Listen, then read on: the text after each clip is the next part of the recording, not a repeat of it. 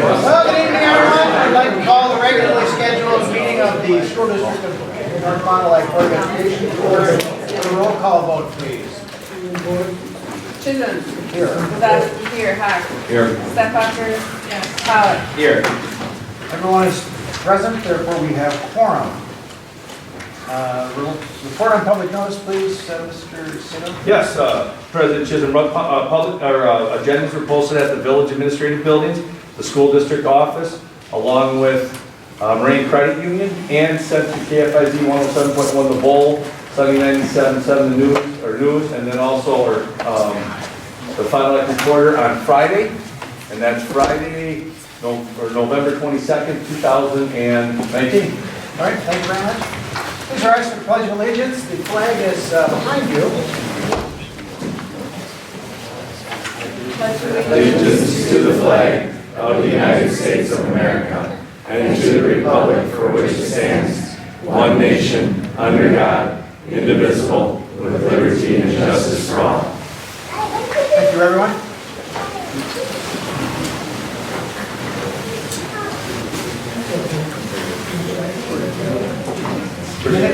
Minutes from the October 28th meeting were distributed in the members' packet.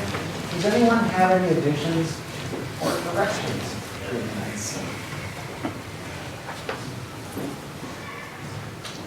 Just on the last, LM, just a typo, other than that, Yep. Second. it's all good. Moved by Hack, and second, and Chisholm, second, and decided. That's really an important motion. There you go. Any other comments or corrections? Just, and this isn't big deal either, but typically when we leave open session, enter the time, and then when we leave closed session, the time. You got it. That's a major thing or not, but I just thought I'd mention. I will get that put on. Anything else? And with those two comments, then the minutes stand approved as presented. Trish? All right, cash balance on hand as of October 20, I can't be right. No, November 25th. That's what I Yep, thought. sorry about that. It's $209,731.72. No, that's when it started. Oh, yeah, okay, thank you. It's Monday. All right, it's from October 28th, it's $209,731.72. We had receipts through today of $94,732.89. With some transfers from investments account of $1,650,000, and then we had a transfer from LGIP Construction for $55,663.33 for total receipts of $2,010,127.94. Our expenditures through today was $1,772,157.40. With our cash balance on hand as of today of $237,970.54. Our pre-approved checks were $1,015,081.74, and the board meeting checks totaled $477,374.06 for total bills to be approved of $1,492,455.80. The summary of all of those pre-approved expenditures was distributed also in the members' package. Does anyone have any questions about any of the line items? Yep. I have kind of in the same line. I noticed it's on page 6 of the actual bill document, but for KW Electric for $325 for an outlet not working. And I guess my first question is that a new building here in Friendship? Do we know? I don't know, but I was talking with Dave this morning about some potential warranty issues that we're looking at ONW, and we'll look at this one as well. Okay. Yeah, that was the other one I had, ONW. Yeah. You know, if they, and you know this too, I guess, but if they arise out of the construction, if there's a problem that they didn't do right, I don't think they should be billing us and we paying them again because we paid them. So it's just a reminder to watch that. And then the other one, the door sticking here, having come for the walking track a few times. Is somebody fixing that? Because So I can, Dave? Yeah, we got Justin coming in from O&W, and he's gonna be addressing a number of items. So, and then on that other one, Steve, I'll talk to KW. I think we might know whose outlet that might be. you know, I know Yeah, construction, there's new stuff that Yeah. pops up that you know, you weren't expecting that, but when they've done stuff and then it doesn't work, they should be taken care of. Right, because I caught the O&W one today too, and I've got a call into them, they just haven't gotten back yet. All right, great. And while we're on that, I think the fence looks really nice back there. So thank you for that. All right, that's all I have. Anyone have anything else? All right, if not, what's the board's pleasure on the $1,492,455.80? So moved. I'll second. All right, moving second to approve the pre-approved checks and the board meeting checks. Roll call vote, please. Hawk, Yes. Pollock, Yes. Chisholm, Yes. Kowalski, yes, Stefbacher. Yes. Motion carries unanimously. Clerk's report, please. All right, well, we have quite a few donations, as you can see on the screen. Ben Gomez, Milwaukee Tools, which is awesome. Optimist Club, a bunch of these for books, which is awesome. $700, $400 for Fall Harvest. Alpha Delta Kappa cookies for teacher appreciation. Fond Gary Foundation and the Congregation of St. Agnes. The author presentation, Just Fair Market Books, Van Dyne Linus Club Books. Families for Friendship, candy bowls and snacks. And then Mary's Helping Hands for the knitted bats and mittens. We received a thank you from the Boys and Girls Club. Corporate Challenge, basically, we donated that. And then North Fond du Lac School District, in appreciation for Katie Ross's service. We gave great job. That is all I have. Okay, we're good. For the student council report, until Mr. Dowell gets here, who's currently Stuck by a train. stuck by a train. A few years, there'll be that overpass on that and everything will be good. Great. All right, next on the agenda is item I, citizens input. Citizens input is an opportunity for anyone who's at the board meeting to address the members of the Board of Education in anything that they wish to be heard. And so at this point, I will open it up. Is there anyone in the audience that wishes to address the board?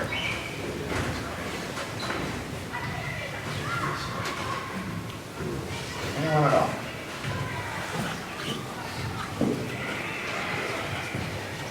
Okay. Seeing none, I will declare the citizens input meeting, portion of the meeting closed at 7:09. And with that, we will hear from Ms. McDowell on the student council report. All right, so I have, for the student council, we are working on planning for Penny Wars for this school year. It will take place on December 2nd and go through December 6th. So the classes and staff will compete against each other to raise money, and then with that money, we purchase gifts for families in our school district. As a result of our fundraising from last year from Winter Ball and Family Night, we were able to donate $200 in gift cards to the high school Giving Tree, and then we'll also be donating to the Salvation Army Angel Tree, in addition to the gifts that we buy for the students in our district. We'll also be doing a Secret Santa for the teachers this year. So last Monday, students picked 1 or 2 teachers, and then the week before Christmas, we'll be giving out small notes or gifts, and we keep our identity a secret until the last day, which is the Friday before break. And all the staff members and students have really enjoyed this in years past. We're also starting to plan winter ball. So we had a committee meet last Friday and they're working on the details. And winter ball will be Saturday, January 18th, and the pickup game will be Friday, January 17th. For Key Club, we've had a lot of volunteer opportunities in November. We had the Optimist Pancake Breakfast, and then we've also had members helping out at, well, they helped out for the childcare for Friendship Learning Center when they had the parent-teacher conferences. And then we hosted a bake sale, and we profited $120.50. And then during oral time, we've had students making tie blankets for Friendship's adopted family and making holiday cards for residents of local nursing homes. Another substantial volunteer opportunity we had was with the Backpack Buddies. We were originally asked to donate peanut butter, and we had so many members participate that they're like, we can't take any more. So now we are donating soups, and we have donated 44 cans, and donations are still being brought in for that. Last Wednesday, we had a blood drive at school, and that was also very successful. And yesterday, we even had members at A&W to unload the Christmas trees. So we had a lot going on in November, and we have even more going on in December for Key Club. And then lastly, for NHS, so last time I talked a little bit about how we went over to Friendship, and in the kindergarten classroom, we did the work with reading and doing the crafts. So at our last meeting, we signed up for our opportunity in December to do that. And it's similar to October, where we do more of a Christmas activity and reading. And we also, I said last time, we supplied dinner at the parent-teacher conference. And the students who were not able to participate in that are bringing in soups for Backpack Buddies. And then we had a group of leaders from NHS, Key Club, and Student Council go to a leadership conference this last weekend, so we got back today. And we met with other schools and just like shared ideas and stuff, and that was a nice experience. So that's what we have going on. Very good. Questions or comments from the board? Anything to add, Samantha? No, you're doing a great job, so just anxious to be here today, so there's a couple of pictures that Mrs. Coleman has sent back in. All right. Thank you. Brings us to item J, Superintendent's Report. Thank you, Mr. Chisholm. A lot of exciting things. We have the Trefford Way board here, and representatives. We have school report cards we're going to learn more about, but before we do that, I'm going to turn it over to Matt Bertram, who's going to summarize. We have a lot of coaches here, thanks a lot, players, and it looks like a family showed up, too, in the back there with some youngsters. So at this time, I'll turn it over to Matt Bertram with the athletic summary for the fall.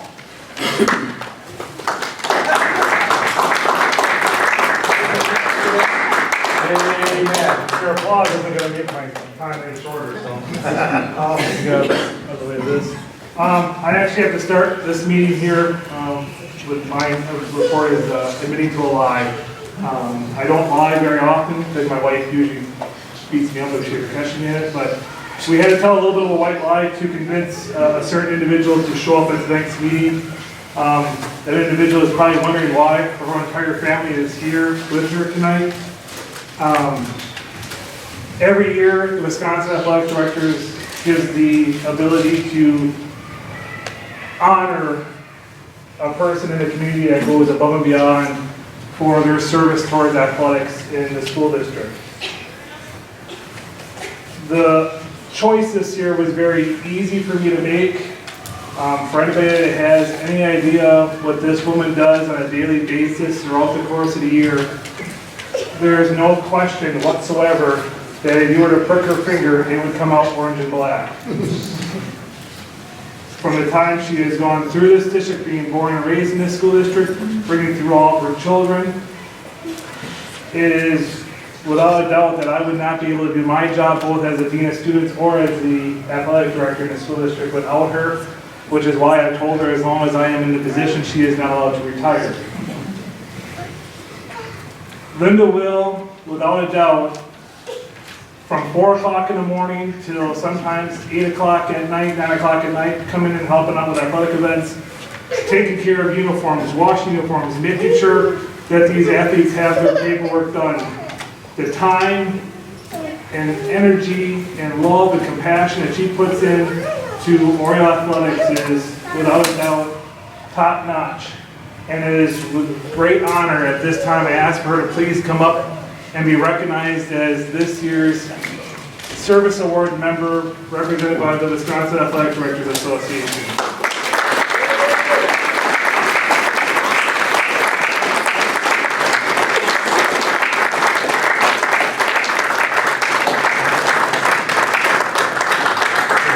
By the way, Linda actually thought she was coming here tonight to do a presentation on uniforms. I do have some dirty rotten uniforms I was gonna bring and take me. Oh, man, thank you so very much. Thank you for everything. Thank you, Ms. Will. Oh, in that.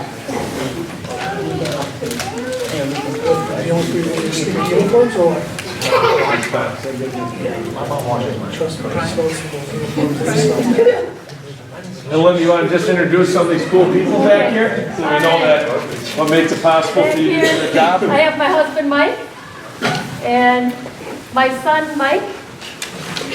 The other one that's waving, his wife Ashley. And then my oldest granddaughter, Isabel, they're in the purple. And then Brianna, sticking her tongue out. And then Sullivan, my only grandson.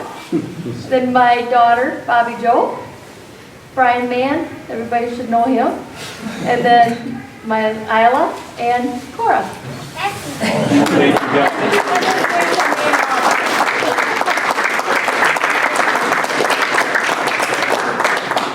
Going into fall sports here.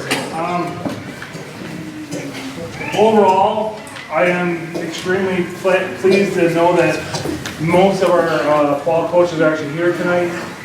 Tony Denson, I didn't see him walking at all.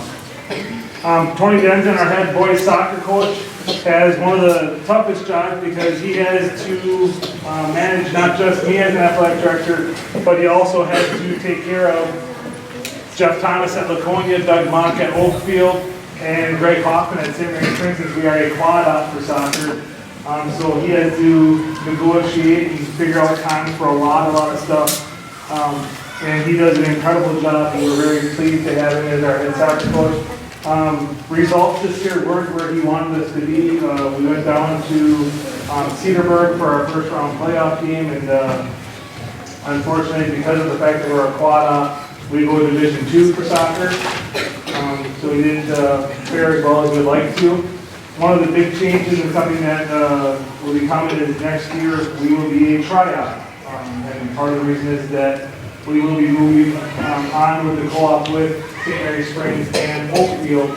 However, we will be dropping Laconia from both the boys and girls soccer program due to differences in philosophy as far as athletes are concerned. With that change, starting next year, our soccer program should drop back to a D3 program as far as that's concerned. And we look forward to continuing with Coach Denson as our head coach and working through a lot of stuff. We were very fortunate to have two of our United soccer players make it. One from North Fond du Lac and a senior, Alex Gonzalez. I think Alex made it tonight. Oh, we have two from the soccer group. Come on. Dakota's here. Dakota's here. First spoiler. Go Bain. ahead and stand up here, please.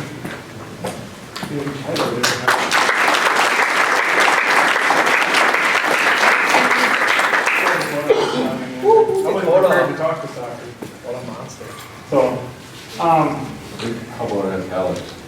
Alex has the distinction of having it, the fact that in addition to being out for soccer this year, Alex came and provided the kicking duties for the varsity football program this year. So Alex actually lettered in 2 varsity sports this fall, including to making all conference for the soccer team. So again, the results weren't where we were, but these guys really worked hard, really proud of them as far as how they want to do this stuff here. Can I say a couple things? I'm sorry.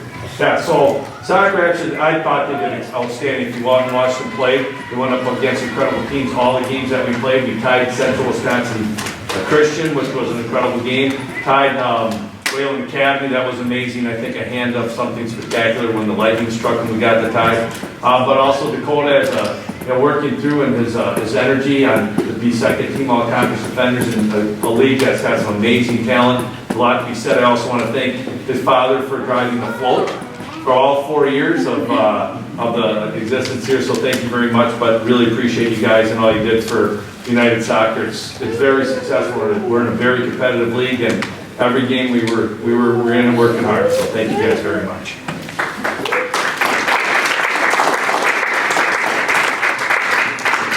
With that, anything else anything to add about soccer? Like I said, moving forward, a lot of changes going on as far as the co-op is concerned. Is that on?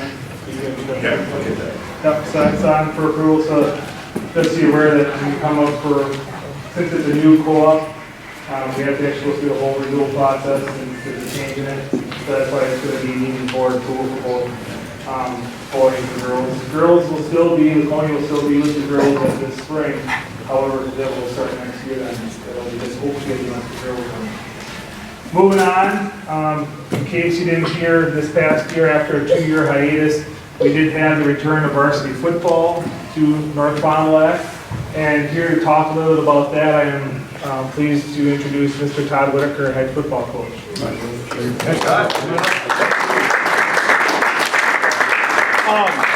So as Mr. Bertram said, obviously the last 2 years we didn't have a varsity program, but we still had football here. Last year we played 2 levels. Played like a JV schedule and the JV2 schedule. But this year, due to all the hard work from all the kids, the upperclassmen, getting kids to come out, we could say that we had 45 kids come out and play football this year, which 2 years ago we had 23.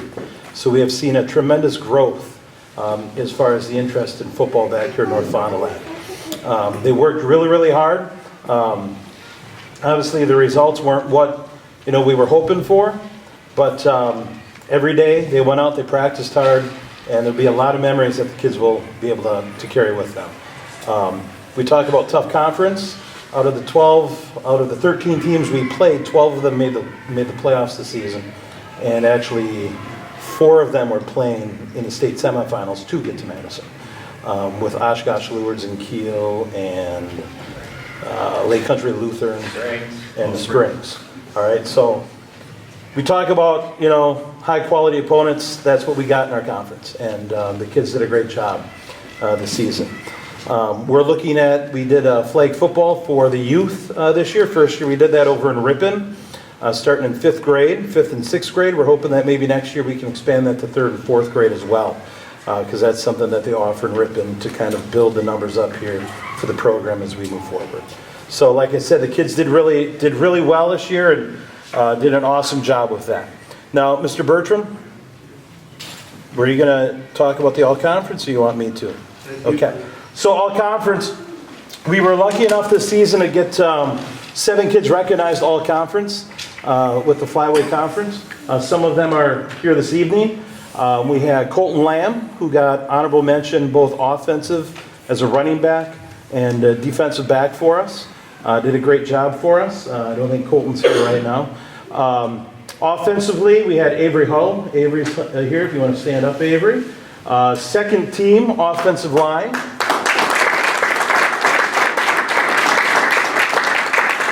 As well as honorable mention on the defensive line.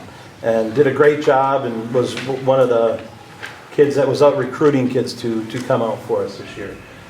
Chris Heidel, sitting next to him there. Chris did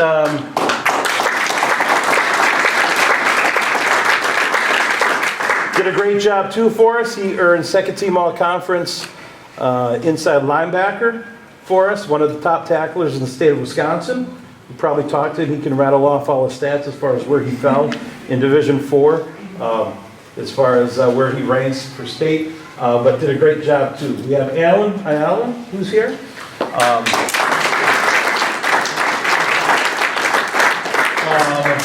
Honorable mention, outside linebacker.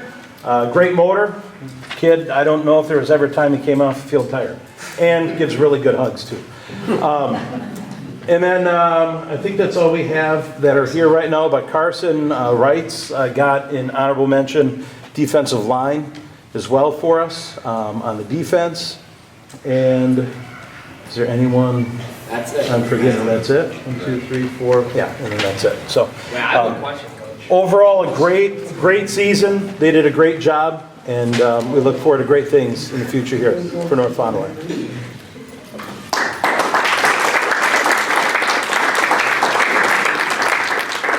Coach touched upon the fact about the changes that him and his staff have made over the years between the fact that we've gone to a flag football program now for student safety. The other thing that's been in discussion here over the last couple of weeks is our middle school program, our 7th and 8th grade program. Currently, we compete in the Trailways Conference. We look at our 7th and 8th grade teams have been combined for several years.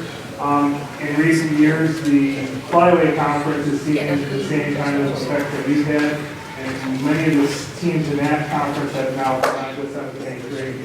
And with proposed changes in both start times and trying to make it more alluring for middle schoolers to go out for the sport, as well as increased rule changes to help protect these young men and some girls that come out for the sport. We are looking at rejoining the Flyway Conference in middle school football starting next fall also.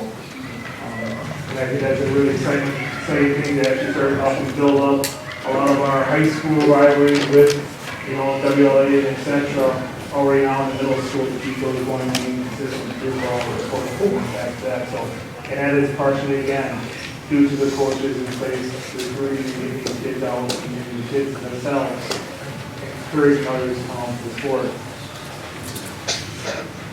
Moving on from football, I'd like to next move on to volleyball, and I am very happy to have our head coach, Mr. Ed Schreiber, here to talk about volleyball. In addition, he actually prepared a little video that will, you okay to show that first, or? I don't care, sure.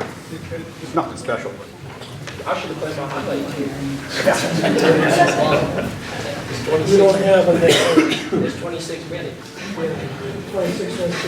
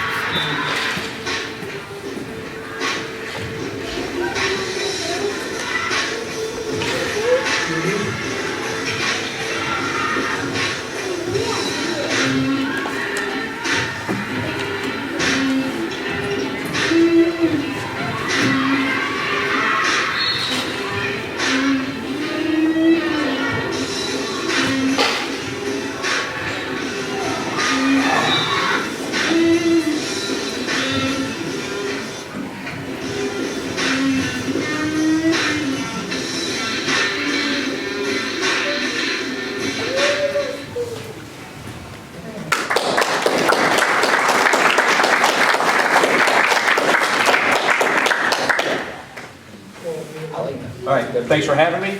The volleyball team, this is my second year as head coach. We've continued to improve from last season to this season. Also the great dedication that our players have during the off season. We had a great turnout at strength conditioning open gyms all summer, so it's really helped our skill level improve program-wide. So that's helped us a ton. As you've seen in the video, the JV2s, they increased their wins from last year. We were able to keep all the freshmen together instead of separating them, except for two. We had to move two up for need, but we had a really nice group of freshmen that we kept together. So they really started to learn how to win.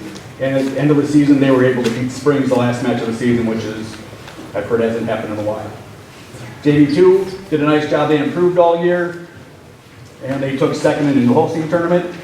The varsity team, as you saw, we increased our total number of wins and our total conference wins.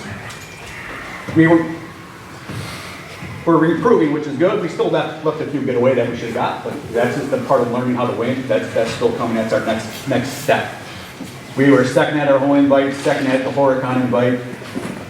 We beat WLA and I think it was Amro for conference. The varsity team also worked with the 6th grade group. They came over and practiced with us 4 times. They didn't have a league to play in, so they came over by us and we practiced with them and got them a little more competition. Our next step is to go down even lower to get to the elementary stuff. That's to come in the future. So for our all-conference, I'll start with the 2 that aren't here. Jenna Weiss, who's a junior, she's honorable mention. She led our team in kills, she was 3rd in aces and 4th in digs, so she did a really nice job for us. And I expect really good things from her next year. She could take a really nice big step again. Then we have senior Ashley Now, who is 2nd team.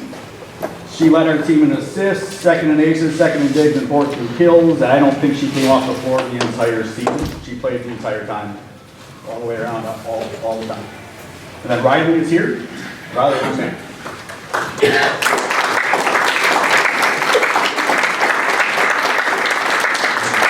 Riley's a senior. She was honorable mention as well. She was our libero, which means her main focus is defense.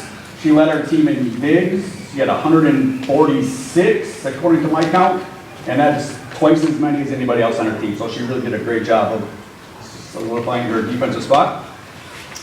So that well-deserved honors from all of our all-conference people, and hopefully we keep improving for next year. Thanks.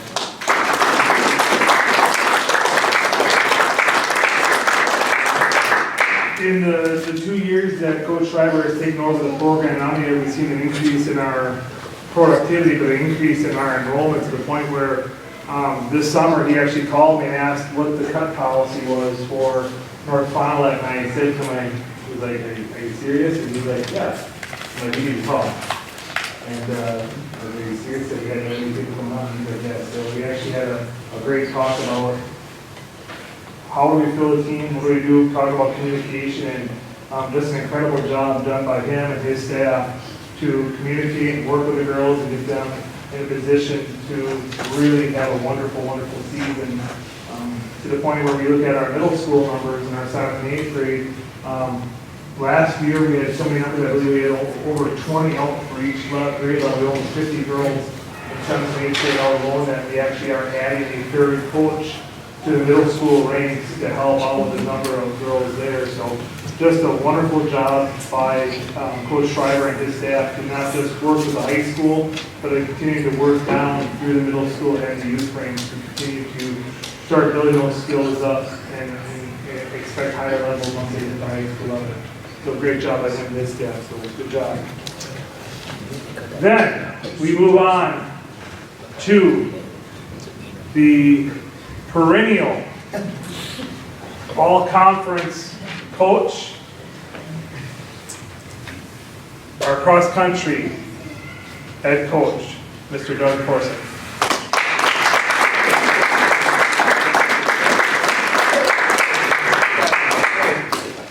We had a really good girls season. The girls worked hard. They improved a lot. We had one young lady earn all-conference. Addie Mosier was honorable mention. And the girls, we had about 10 girls out, really grew a lot all season and did a great job. The boys team had another phenomenal season. We won our 3rd conference title in a row. If you look at the scores up there, we scored 24 points. In cross country, a perfect score is 15, so we weren't too far off. And Lamira was a distant second. I actually added up the scores, and if the rest of the conference made an all-star team, we would have beat them 24-31. So the boys really were amazing this year, and they really came on strong at the end of the season. Besides winning the conference championship, they finished 3rd at sectionals, so we missed team state by 1 place. So we were right there. We had 6 of our 7 boys made the all-conference team. Jaden Bulbright, one of our Oakfield kids, was second team. And Nate Gint, a freshman, was also second team. I don't think Nate's here. And then Cameron Hilt made all-conference. I believe that's Cameron's 3rd time on the all-conference team, his first time as first team. And then we have Diesel sitting back there.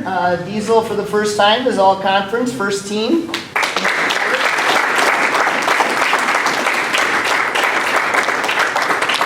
And right in front of him was Nolan Stark.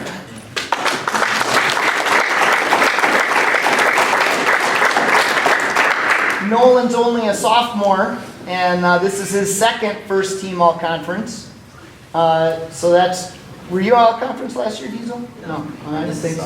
I thought you flashed it 2 at me. I thought you were trying to tell me something. So Nolan, this was his 2nd time on first team. And I'll also point out that those 2 guys finishing 3rd and 4th, the 2 guys ahead of them are seniors, and the 2 guys behind them are seniors. So I expect some 1-2 finishes the next couple of years from our 2 sophomores. And then Xavier Lassay had an outstanding season. He finished 1st. This was his 2nd first team all-conference, and I believe he's been all-conference all 4 years. But this was his 2nd first team. And by winning the conference championship, that also made Xavier the conference runner of the year, which is a huge honor. And then Xavier went on to win the sectional and get a chance to run at the state meet. So we really had a phenomenal season, especially on the boys' side. So it's been a lot of fun. And our conference team did score a perfect 15. We had the top 5, and then we had 7 out of the top 9 in the JV meet. So the cupboard is not bare for the cross-country team.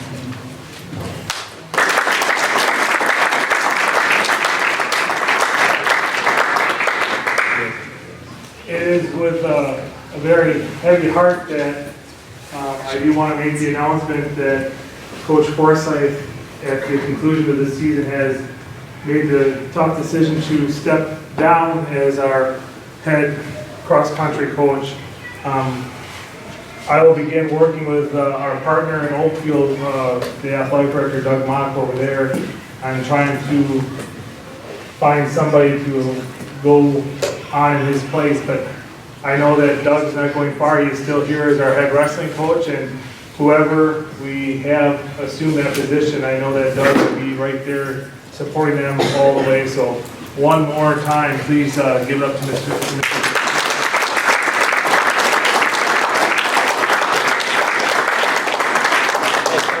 Again, overall, fall athletics, extremely proud. We're seeing incredible growth. And we turn it over here to the winter here now. Boys basketball has incredible numbers out.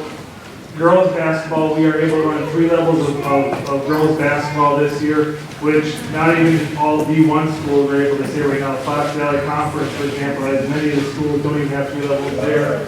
To the point where we actually have Nina's freshman team coming out and taking on our JV2s coming up this season. Coach Forsyth with his wrestlers are gearing up to hopefully defend their conference title again this year, so we're looking really well for that, and we hope that we're actually, again this year, because the athletic director made a mistake, we are actually hosting the individual regional competition, team regional and team sectional this year again, along with our Dave Cohen Classic. Mr. Dave Cohen, who is my assistant, you can go ahead and stand up there, give him a round of applause.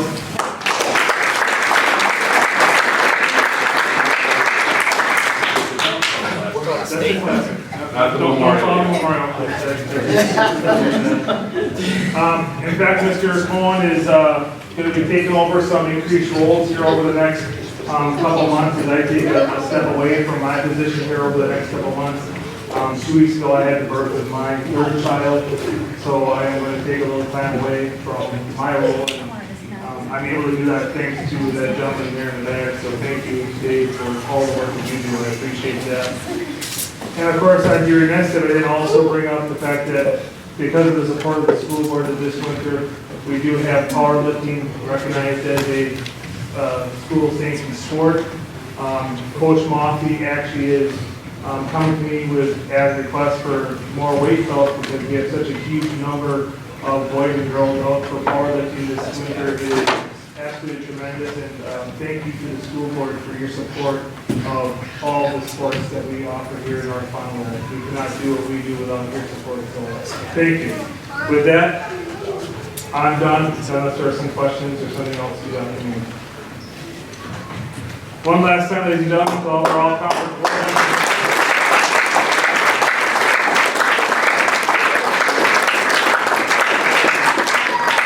At this time, we'll take a few-minute pause in case some people feel that they want to move on with their evening instead of staying for the remainder of the board meeting.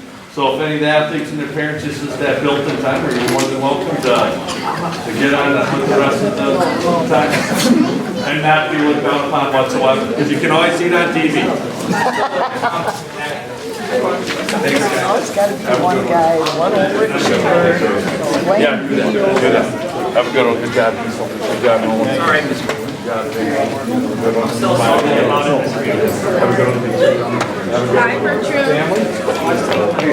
Nice. Thanks for supporting. Have a good one. Linda, congratulations. Thank you. I submitted, I still have my baseball and basketball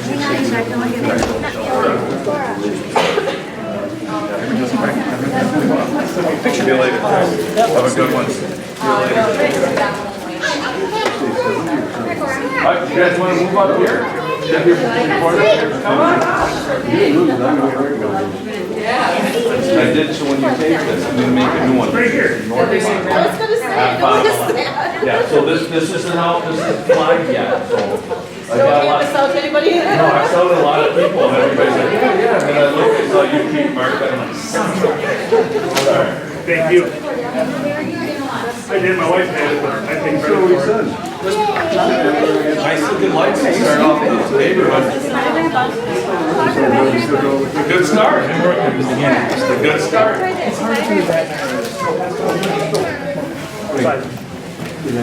How's the rest of the meeting? I just, they don't agree with I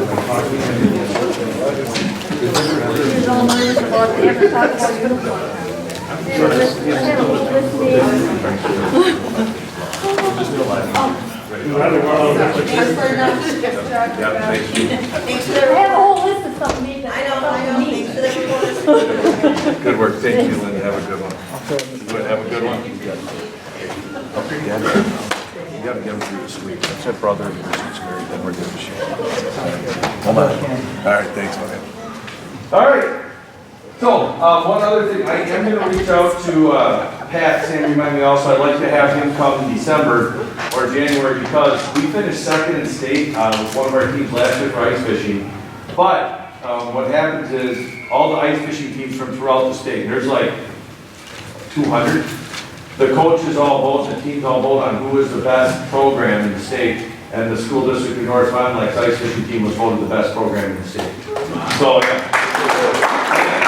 And when I was talking to Pat, one of the coolest things about that is they don't, it's not one of those things where you nominate yourself, somebody nominates you, it's where everybody gets together and they just say, well, who's the most impressive, who's the best, and who do you think has the best program, and they were selected. So we'll get Pat and the ice fishing anglers in here. But at this time, we have the Trefford Way for the Exceptional Mind board just met, and now we have some of the board members and the lead teachers here that are ready to give their update.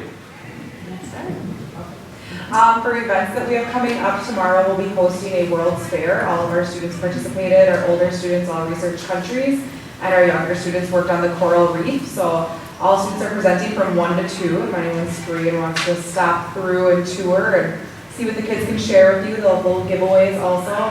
And then in December, we are putting together a choir that's optional for students to participate in, and then we're going to go caroling around the community. So we have dates set up on December 17th and 19th. We caroling around the community. And then on the government support side tonight, we had a visit from the Wisconsin Resource for Charter Schools tonight, Nick Perkowski. He's very helpful, just helping us to kind of work through some goals, and we're designing some goals. One of the big check marks that we have off of our list after tonight's meeting was kind of solidifying our enrollment and application process for the upcoming school year, so 20 to 21 school year, which doesn't seem possible. So we'll be increasing our enrollment slightly, adding 7th grade, and our enrollment window will start mid-January and wrap up early February. And if we need a lottery, that will happen in the month of February as well, which we anticipate that we will. When our wait list was resolved this year, we were up to the mid-20s for a wait list, and so we won't be adding as many slots as we could, but we will be moving forward with that in the future, hopefully. Anything to add to that? No, I think that's pretty much it. And we've moved nicely into the additional space that the district has granted us, and we're very thankful for that. That has made a world of difference in our ability to use our practices during the school day, and has a positive impact on both our staff and students already. So thank you for that. We appreciate the extra space. And I'll just add, if there's any adds or kind of adjustments, let me know. So as we were kind of talking, the Trefford Way for the Exceptional Mind is, in the past, we've been 3 months. Already had schools from other areas that have heard about it, about the program, and want to try to replicate it in different areas. We've had a visit from Grandin, Temple Grandin. A matter of fact, I saw her at O'Hare Airport. I sat and talked to her, just her and I, let us travel down. Pretty amazing things. We've got donations. How much money you guys got just recently? I think $1,000 check, and there's a lot of people in the community that are really looking to invest in the Trefford Way for the Exceptional Mind. Just like next year, as they said, they're going to increase their enrollment slightly, and they'll come with that information, and the board will have that in January. That's where we also make our decisions on open enrollment. So adding 7th grade. The idea with that is who's ever in 6th grade now can still stay in that program. So, and then that means kindergartners will come in, and they're going to be looking at the amount of kids in the different classes. This past year was about getting it going. Didn't really think of that. So this coming year, there'll be a little bit more strategic. Tentatively, right now, we have 45 students as our cap, and taking 5 seats for the next year. 5 students in kindergarten and 1st grade, and then 6 from there on up. This kind of spread would be our ideal numbers, but anybody that's returning might make those numbers a little bit differently per grade. Because we're a bit heavy in the upper grades right now, which is great. They're great mentors. Just now that we're learning, we are trying to decide what would our ideal seat number for each grade look like, given the current space that we're in. And that's, so May brings up a good point. There's 2 different things that the Trefford Way, and we're working together on 2 things, space and capacity. First thing is space, doing the Trefford Way and having the 6 steps to look at how they can really leverage talents and work to make that space work, because it's a whole different learning environment. I mean, it's when you base it on the talent and the things that students are interested in, how you have to differentiate, and some of the way that the environment is taken in by those students and how they react, and how you have to get that, it's a whole different world. So we know the space maybe isn't ideally designed for that, but the idea is how can you make any space work? Exactly. So that's the first thing, is with that additional room, they feel that the space, we don't have much room for the Trefford Way to grow out of that space. That then brings you to capacity. So then the idea is, if this is good for 40 kids or 45 kids, it's probably good for quite a few more. And if you have a wait list, more people want to get in there. So then you look at capacity. So the idea is come spring, late winter, early spring, the Trefford Way will develop a facilities committee, start looking at 2021, 2022 to see if there's like moving into a different building, if it's a build, relationships. I informed the board a little bit about possible different relationships. The idea is that go forward with, this is what the vision is of what we need for space and capacity. Now let's see who has to get involved and make that happen. So really excited about the direction we're going. Also want to thank Meg for being a really good liaison between the Trefford Way and the administrative team. Also want to thank Tiffany for going and getting her administrative degree. So she will be the administrator at the Trefford Way in a year or 2. Probably next year we could probably start rocking and rolling with that, depending on how things work. And just want to thank the whole team for their support and hard work. It's an amazing group of people, and it's really added a lot of value to our school. Thank you guys. Thank you. All right. Once again, we'll take a comfortable pause. If at that time anybody would like to leave, you're more than welcome to. Good to see you guys. Yep, go that. So I saw when my friends were in the office. Oh my gosh, what a change. I was happy and smiling. And interacting with others. I had to text his mom right at that moment because it wasn't happening. So you guys are doing a really good job. Thank you. Oh, thank you very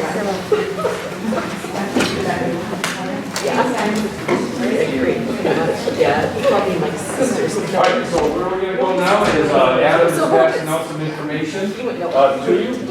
Did you give this to me too, so I can put it up for everybody, or as an email?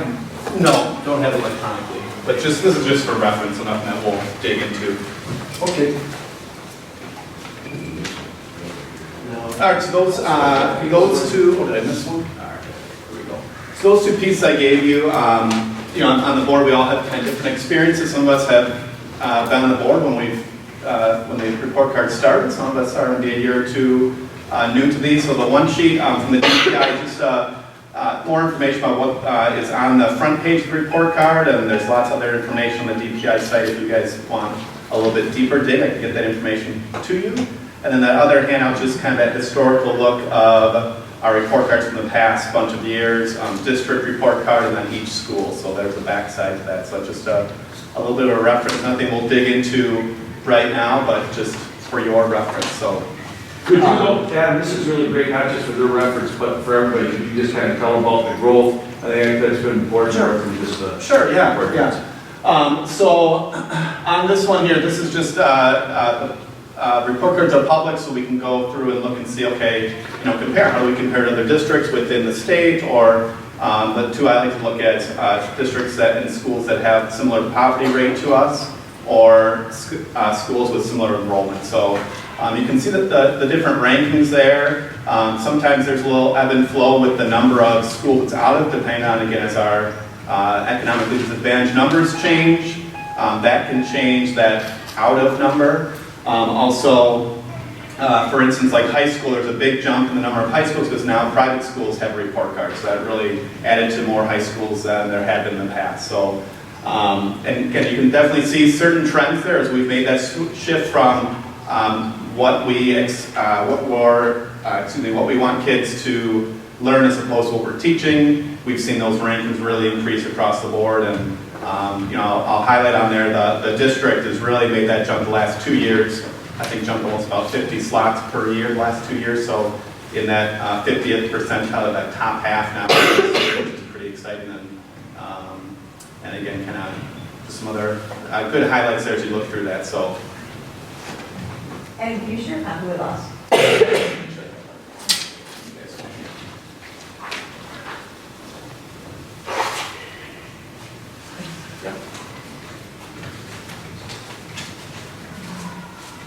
All right, so tonight here, I should say, we're going to take a look at just each report card a little bit. I'll just give you a little tutorial on that front page and kind of what goes on that report card. This is a review for most, but maybe new information for some.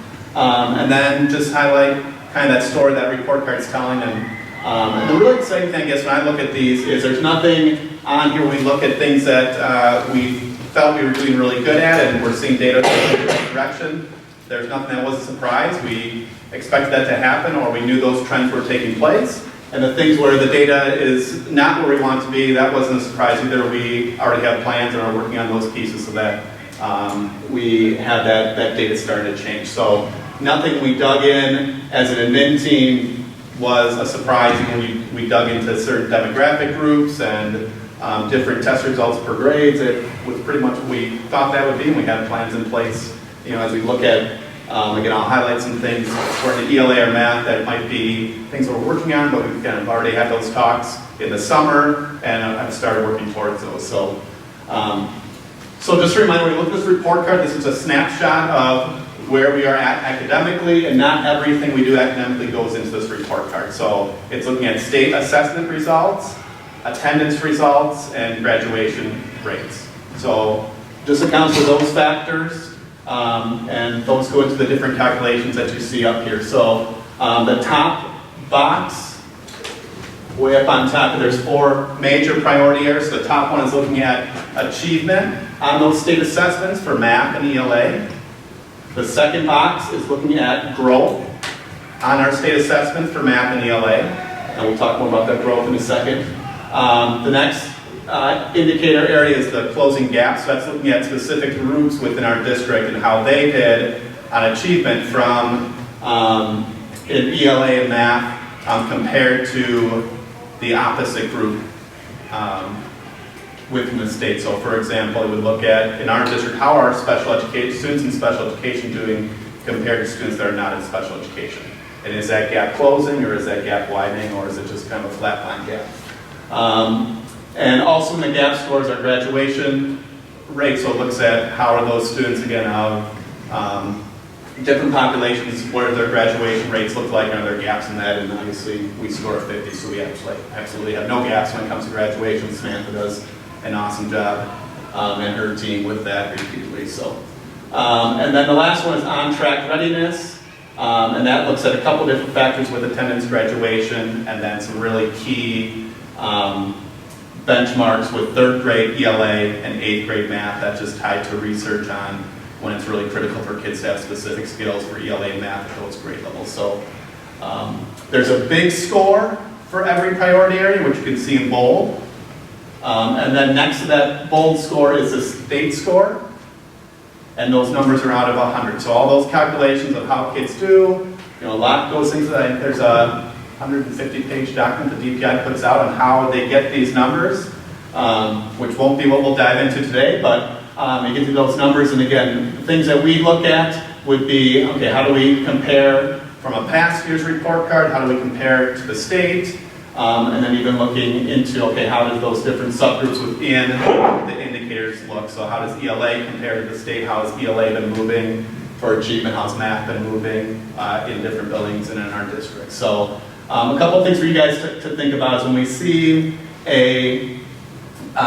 those bold big numbers in those boxes there, we see a difference of like 2 or 3 points. That's nothing that is really significantly or statistically significant, so nothing really to worry about if it's above or below that. But when we get to be probably that 5 points above or below, that's when something we really need to study, something that we need to take notice as, okay, is this something that we have a plan that we're already working to close that gap between that state average? So, and like I said before, with achievement are the ones that we see those biggest gaps from our achievement compared to the state achievement, and those are things that we're working on big time, and we've seen that number flows, and we'll talk about that as we dig into the report cards and how those numbers have changed. So, and then each report card gets that 5-star rating, so out of, it isn't necessarily there's, as far as that scale goes, not 90% an A and you get 5 stars. It's just always been that rating that's on the front there. So that's just the numbers that the state decided to go with, and those haven't changed. And other information is also available on the front of the report card, which is just really for reporting purposes, but doesn't go into any of the scoring. So it's always great and I feel like the last bunch of years we've come to you guys with some really historically significant things that we've accomplished academically. This is no different with our report card. So this is the first year we've had every report card. So our district and our 3 schools are all over that 70 number, which is the first time we've done that. This is also the first year that we've had every report card number has increased from the past year, which is really exciting. We saw some really big increases in some buildings compared to others, and I'll kind of highlight that and why some of those increases took place. But yeah, pretty amazing and pretty significant things that we have going on, and as we do some of the work, we expect that to keep going and keep seeing those numbers go in the right direction. So I'll just talk a little bit about the district report card here. So for the second year in a row, we are a 4-star district, 74.5. And that's up about a point from last year. And as you can see again on that handout, you have our ranking in the state. We're kind of in that middle of that pack. When you look back a few years, it's amazing to see how going from 300 plus or near 400 to under the 200th in the state, which is really awesome. And the state report card, the district report card is calculated as one big school. So what happened here, it doesn't take an average of our 3 school reports, but the calculations look at it as its own school. And really what happened is, when we go through the school report cards, there was some positive things happening, say, with ELA in some buildings, some positive things happening with math, and some things to work on for those subjects, but it really balanced out well in our report card for the district. That kind of washed away some of those pieces that might have, again, hurt our scores at the building level. So kind of a really balanced report for our district. And as you look at this, some things that I would highlight, some talking points in the story it tells would be, up on top, first of all, our achievement for ELA is creeping ever closer to that state average. And if you look back at our report cards a bunch of years ago, we were probably maybe 10 points away from that state average, and really getting close to about 5 points away. So I expect that we'll continue to see that grow. Our math is farther away from that state average, which we are well aware of, and we have plans at different buildings at the district level to impact that, and lots of hard work that's going on with our different teams within math to fix that and make sure that we're doing really great things for kids in all academic areas. So definitely that achievement score, we look at every report card, is not where we want that to be, but we're seeing that growth within that achievement, which is a good thing, and we'll get to the point at some point where our achievement is really good and kind of hurts us because of how the weighting goes with the calculations, that we won't get as many points on the calculation because of our poverty rate. Will have kind of be, our scores will start to flatline just because our achievement will be at that high level. But so as achievement increases in our growth score, if you go down the next category there for our district, the growth is calculated as value added. So the state will say the average district would be at 66 points. So if we put our students in the average district, they wouldn't grow as much as they do with us. So we are definitely a value added district. Because our students are here, we add value to their achievement. And it's almost at a 4-point range. That's definitely significant. And if you dig a little bit deeper, look at that ELA growth score. Our students in ELA are really growing more than most districts out there, and at a really high clip.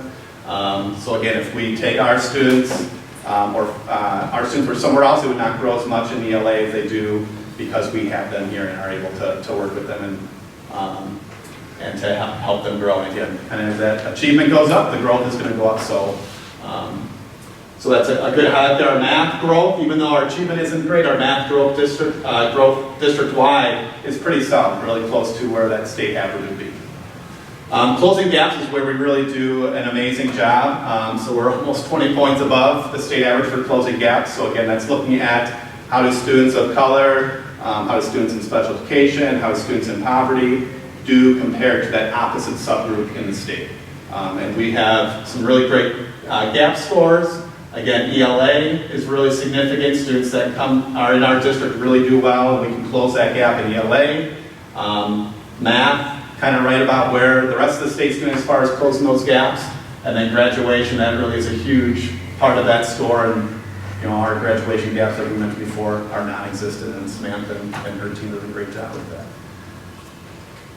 And then on-track readiness is mostly that graduation and attendance numbers, which we do really well in our district, so we pretty much get almost all those points in that area. So again, really excited for our district to have a high score we've had, and if you look through too on our district, every single year we've increased our score as a district, which is pretty exciting. I don't know if there's any districts that are doing that across the state, but a really positive piece. And this is everyone that in our district that's kind of having a hand in this, from kindergarten up through 12th grade. So it's exciting for our admin team and our staff, and for you guys as well. Well, I just want to add, this is a snapshot, but it's a snapshot for everybody. So one of the things is it's the same rules, or it's the same tests, it's the same measures. So I'm very proud of, this is one piece, it's a flashlight to look at things. But you know what? We should do good at this like we're at everything else. Another thing that I just want to add too is you'll see the priority weights. Okay, this is a really important part because, like, if let's say we're in Kohler, and in Kohler the amount of students that qualify for free and reduced lunch is quite a bit lower. Their achievement would be a lot higher. It would count for a lot more. So you can see that as these numbers down here change, okay, as we start to see these numbers change as far as qualifications for free and reduced lunch, what will happen is you'll see these weights change. So this is, I think, what makes this equitable when we are fair across the state, is these are different. Again, like these are different numbers in Elmbrook. There are different numbers in Milwaukee. There are different numbers in Laconia. So what's really great is they have things built in that help us compare to other groups too, based on how things are weighted. So pretty excited about that. So again, just to wrap up, if someone say, hey, how is your district doing academically? It'd be really important for us to point to we add value academically for the students that are here, and we really do a great job closing gaps for kids, no matter who they are. We help them learn and grow. All right, so moving on then to the high school report card. This was the highest report card score we've ever had at the high school level, up almost, I think, 6+ points from the previous year, which is awesome. The biggest change overall was on the high school report card. So in past years, they were just looking at ACT scores, so just our 11th graders that took the ACT. So if you go back past years, there isn't any school growth score because there was only 1 year we were measuring. We didn't have, let's say, a 9th, 10th, 11th grade to see what is that growth from year to year. So what they did for this year is they looked at the ACT Aspire test, which our 9th and 10th graders take every year. And now that is in the calculations for the high school report card, which also go into the calculations for the district report card. But so now we have that growth score. So that really helps, when I look at the high school report card statewide, it really helped almost every high school report card because of that weighting that Aaron mentioned.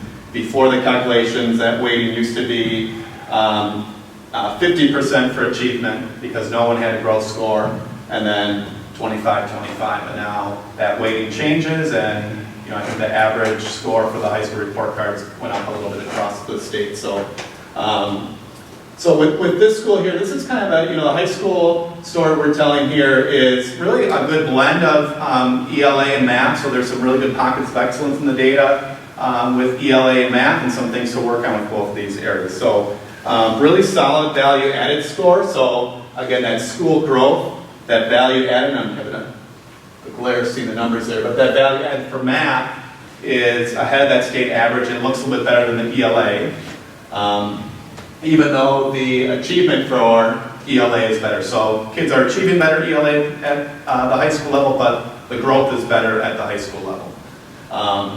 And I just want to look at this more closely here.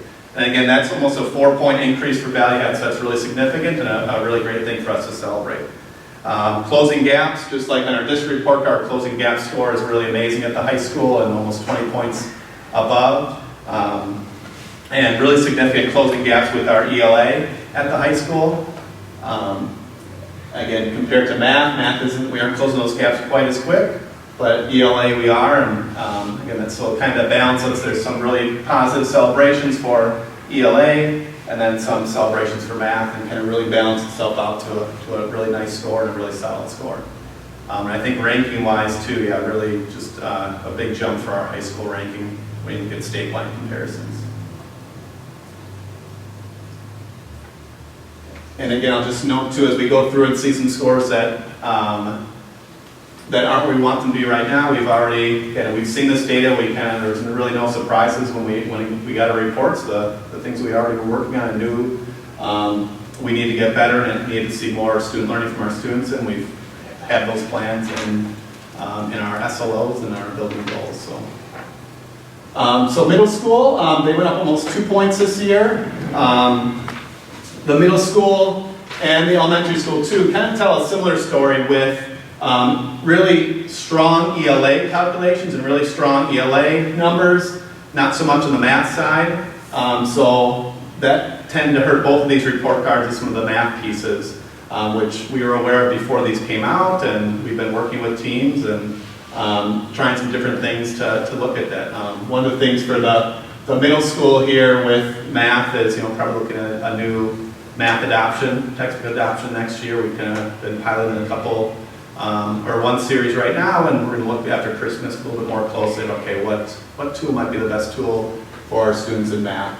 And then, of course, talking about what that instruction looks like and really seeing if we understand standards, which we've been doing across that K-12 scope. So some things to highlight here with the middle school report card. That ELA achievement is getting ever closer to the state average, which we knew, which would be really exciting. And Mike and I have talked to their staff about that and started to have that out there that, hey, we are getting close, and we should be a school that can be at the state average for ELA, and we can be a school that can be there for math too, but the numbers are saying that we're close, and that number's just been increasing over the years, which is awesome. Our value added score is outstanding for the middle school overall, and then if you look at the ELA value added score, just off the charts when you look at that growth. So again, we are getting so much more out of our kids for ELA if they come here compared to if they go to the average school across the state, which is awesome. Again, the growth for math is kind of at about that average, so we want to see that achievement go up in math, and we'll see that growth go up as well. And then closing gaps, again, kind of tell that same story. ELA gaps are really closing nicely and above that state average, and math, we need to do better there, and we have plans in place for that. So, this is probably a report that with how ELA is going, probably could be in the 80s easily if we, as we start to close some of those gaps and see achievement improve for math at the middle school. And then at Friendship, our elementary school, again, this report card went up from last year. And again, a similar story with some ELA numbers that are looking really outstanding and probably some of the higher scores in the state. And then some of the math pieces that we're working on and we know that have to improve for our students. So achievement, that ELA achievement has been going up. So we like to see that trend. Growth-wise, that value added, that ELA value added is really significant. So again, kids that come to our elementary school are really going to grow in the area of ELA when you compare to just the average school, elementary school across the state. Again, math, not as much, and that's something that we know about and we're working towards now, and we'll continue working towards that. And then closing gaps, doing a really nice job both in math and ELA with closing gaps right at or above that state average, and we'll continue working on those things too. So, again, holistically with these reports, really the ELA really help to support where these scores are, and math, as that starts to increase, we'll see both these numbers increase overall. But every building, again, 3 stars or above. 73 would be 4 stars. The middle school just missed 4 stars for this year, and I always look at my goal for our district would be we're 5 stars in every report that we have. I don't think we could go any other way with not having that expectation. And we've seen some awesome things happen, and we expect to see more amazing things as we keep going down this journey and keep working to get better and figuring out what works for our students. So, a couple things just to point out before I open up to any questions you guys have.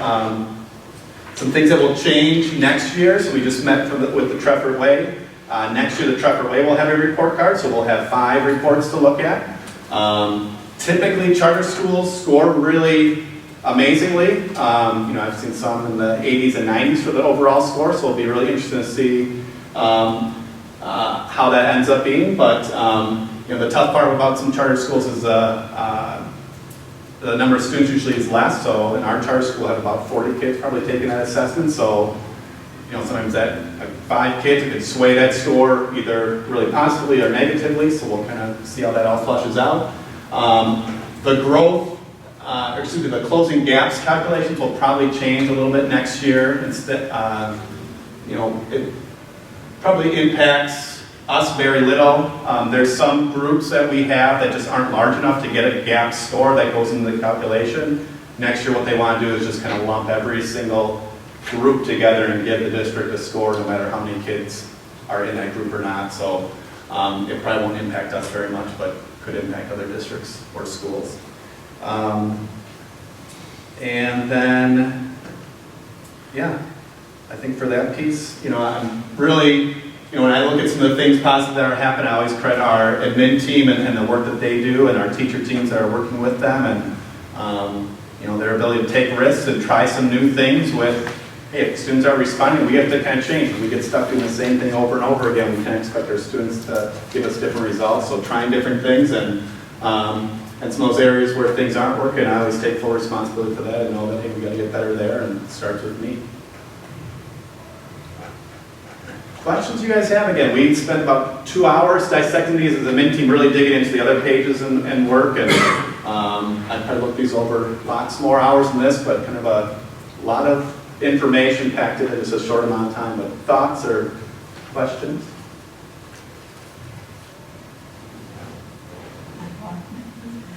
I think this, I was very pleased with all of these report cards. That was way cool. And at the same token, I just recognize this is a snapshot and one lens. So, and so my question is, I really like the information on the bottom corner of the district and school information.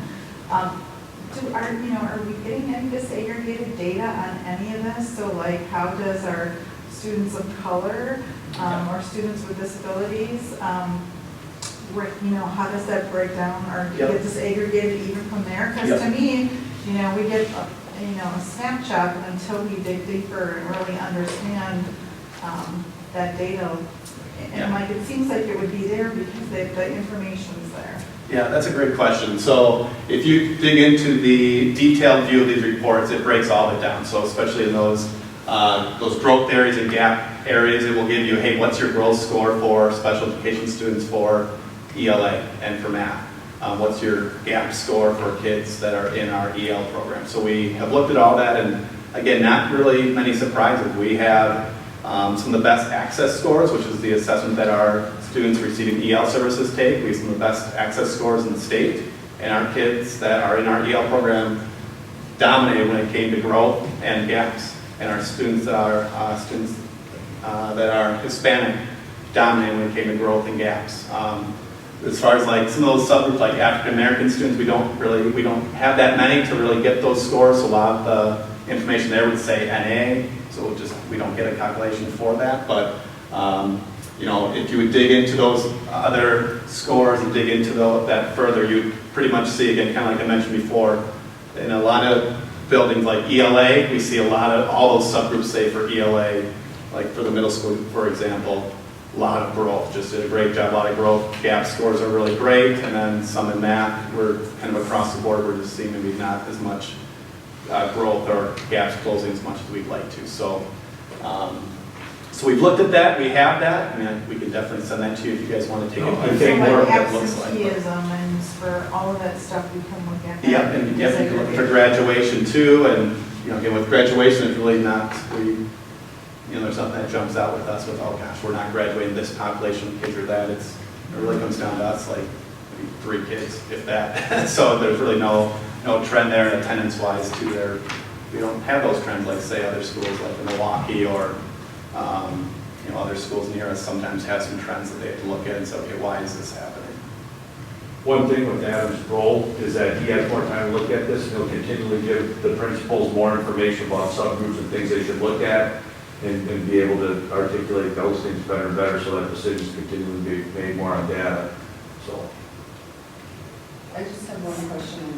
Maybe I shouldn't even compare this, but in my head, I'm looking at student achievement, which is less than state average, but yet our graduation rate, that's not, how do we graduate so many kids if our student achievement is so low? Yeah, great question again. So when it comes to advancing kids, our state assessments aren't about advancing kids. Our state assessments are about telling us what proficiency is, and actually the state of Wisconsin, gosh, it was at 2013-14, changed what proficiency meant. So really you could almost look at some of those proficiency ratings and say if you were basic now, well, before that change happened, you probably would have been proficient. So with them changing those cut scores to kind of jack up our learning across the state, then it changed proficiency. So proficiency and grade advancement are 2 different things, but it's a great question because on these assessments they're looking at proficiency, they're not looking at grade level advancement. Also, when you look at these assessments, like take the Ford exam, for example, the state will tell us it's going to take probably about 3 years to get through all the standards for ELA and math. So we're not even being assessed on every standard. We're getting a proficiency rating based on parts of the standards, and they cycle through some standards more than others, but they're not looking at all the standards like we would be teaching every standard, not just the ones we think are going to be on the test. So that grade advancement, that's a local decision that we have in the state of Wisconsin, so we don't base it off of how kids do on a state assessment. Also too, as we know, a state assessment in some cases it's a one-day test, or it's, it can be a time test like an ACT, or, it's just a multiple-day test that's kind of out of our routine, and, we usually don't learn on a standardized test all day long and then expect them to perform on that. So I don't know if that makes sense or that helped. It's, again, two different things, but, that is something, though, that we have talked about and brought up, and, we've had some conversations about, when it comes to, okay, what do our grades mean? Because, I think internally, the biggest picture is, hey, we just want to make sure we understand what our grades mean so that when we explain those to the public or our parents, we're all on the same page. But our grades don't mean and shouldn't equate to proficiency on a state assessment. That's just not what they're designed to do, and that's not what a state assessment is designed to tell you if a kid should advance next grade or not. Does that make sense? I have one other question. You mentioned that the economically disadvantaged percentage helps adjust the weight, the percentage weight. Yep. But this document is incredible, by the way. I've never seen it laid out by the years like that.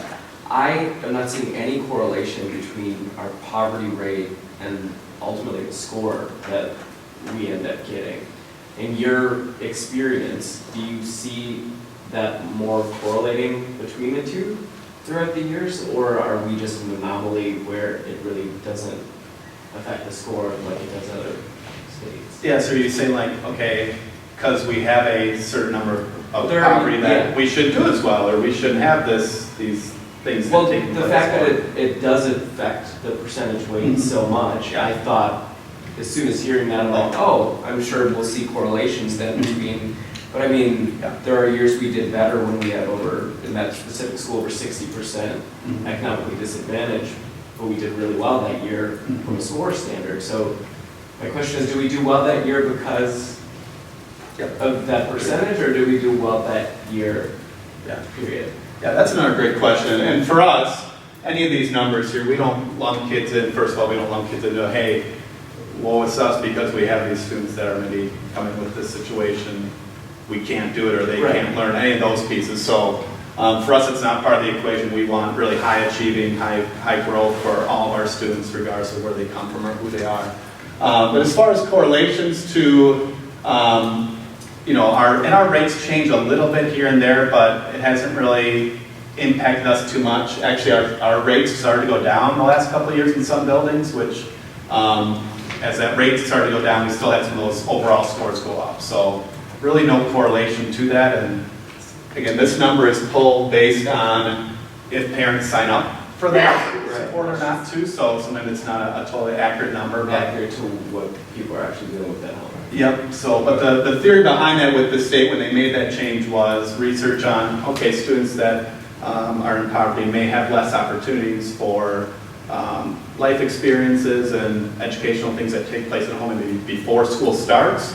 And they may come to school starting in kindergarten already behind just because of not having maybe certain things other families or other kids had an advantage to. And if you believe some of the research out there, there's one book for every 300 kids in poverty, which tells you a lot that if, if that's true, gosh, how much of a disadvantage a kid would be if they just don't have some of those resources available to them, opposed to a kid that's growing up, learning about letters and being read to and those things.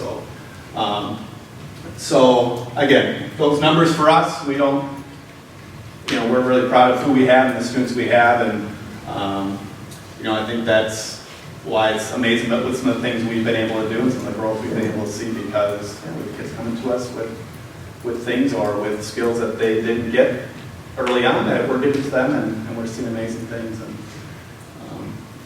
so I don't know if that answered your question. Again, not really any correlation as the numbers change. But my main thesis there was I'm not seeing the connection between what our score ends up being and what our poverty rate is, despite that somehow having an impact on how things are weighted according to the state. But I'm not seeing that in the result. Yeah, and I don't see that either. It's just where achievements are made. I think what you want to hear is yes, they're doing amazing things, and normally there is a correlation, but we're not seeing that. And one of the main reasons is that district growth and closing gaps. We focus on those two things. That doesn't matter what color your skin is, how much money your parents have, where you come from, doesn't matter. You get this building, you get all the great resources. Same thing when you look at growth. You come in at a lower level, you're gonna learn fast. Come in at a level that's on track, you gotta keep you moving. So I think that's a great thing, it's that middle column that Adam put together here. The more that we're on the top, like right here, 16th out of 78, when you look at our district with a poverty rate of higher, our rate or higher, that's pretty good. So I think that's the one thing is that the big focus has always been growth, and it doesn't matter what, how do you say, it doesn't matter what variables you were born with, or things you can't control.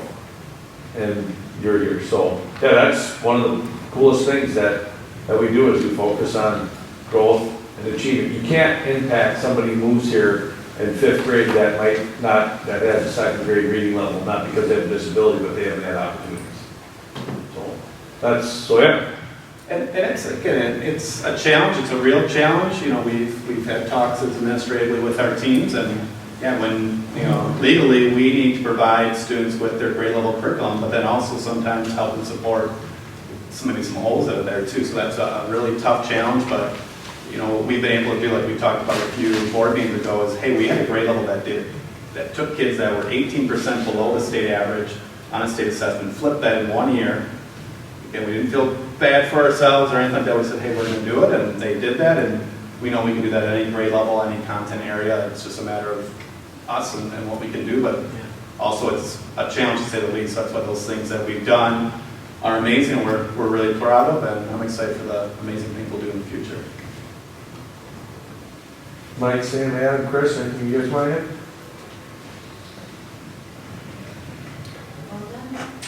No, we continue to be work in progress, and graduation rates, you know, we continue to look at 4 years and 6 years, and our goal is to, you know, not only have students graduate, but, you know, graduate with opportunities, you know, fast. Do you mind if I put you on the spot, Gabby? How many college credits are you going to graduate with? Well, without taking like my Spanish placement test, I'll graduate with 31 college credits. And that's something, I'm glad you mentioned that. That's something that will be a change next year too, is they're going to put, for the high school report card and probably on the district one as well, how many college courses do we offer, what kind of CTE, so those college or career and life classes do we offer for students, and there's no talk of it, or there's some talk of it being a calculation, probably not next year, but again, they want to look at that whole school and say, okay, what do you offer kids, and do kids have opportunities to have some real world experiences in your school, and hey, that should mean something when it comes to a calculation. So next year will probably be reported, following year could be calculated into that score, which would only just help us again with the work that Samantha does, and the courses we're able to offer is pretty amazing. And kids leaving with credits, that's pretty cool. So. And I know Gary's exceptional. I knew we started to put her on the spot, I figured she was okay with it. But we really do have a lot of opportunities. You know, this year we just added a construction certificate for our students and working with telecometrics. So there's a variety, but you know, so we take advantage of it. Gary has, which is yay for her. You know, that's a year plus of college. And you'll see other measures. We just got our Gallup student testing back, assessments with that filled out. Just initial overview, we're pretty much at the national average on some things, lower in some other areas, so that's going to be some really great data. And then also the redefining ready. Samantha uses that with the metric to see if kids are, this is just one part of it, your academic achievement, but there's also participation in sports. Look, I'm telling you, one of the most frustrating things that you can talk about this too, having a basketball player in middle school, is there's so many players. So how do you go about, and that's a problem, but also, participation in sports and in clubs, is a big deal. So this is one piece of many. But we should do well in all of them. Not one's more important than another. And I appreciate how hungry we are. I mean, talking to people across the district, we celebrate some stuff, we look at this and we feel good, but then we're going to get back to work and make sure that this continues. So I always think that's the right approach to have. Again, historic results, but hey, let's do it again. And let's do it again. One last piece, just to give you guys a heads up. So last year we also had federal report cards. So those will come out in December securely. So publicly we can't share those till probably March.